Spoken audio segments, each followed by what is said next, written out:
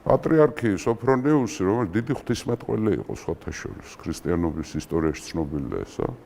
არაბ გენერალს ეუბნება, რომ ჩვენ დაგნებდებით, ჩაგაბარებთ ქალაქის კლიტეებს, ოღონდ ეს დიდი მნიშვნელობის ქალაქია, ეს რელიგიური ცენტრია, ამიტომ ხალიფას ჩავაბარებთ ჩვენ.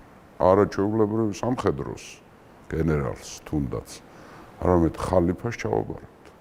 არაბები დაეთანხმდნენ ამას და გაუგზავნეს ცნობა ომარს, რომელიც არაბეთშია ამ დროს. ომარი წავიდა, ადგა და წავიდა იერუსალიმის ჩასაბარებლად.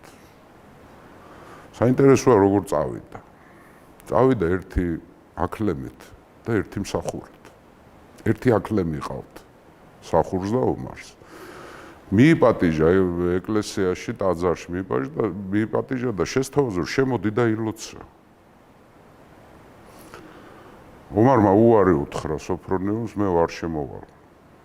რატო არ შემოხვალ? იმიტომ რომ მე ვახე შემოვიდეო აქ. ვილოცო.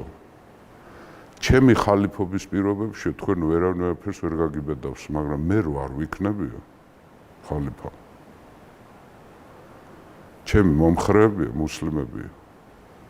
რახან ემახსოვრებათ, რომ აქ ჩვენ ხალიფას მოლოცილი აქვთ, წაგართმევენ ამას. და გარეთ ილოცა. უფლის საფლავის ტაძრის გარეთ ილოცა ეზოში. ესე გადარჩა ეს ტაძარი.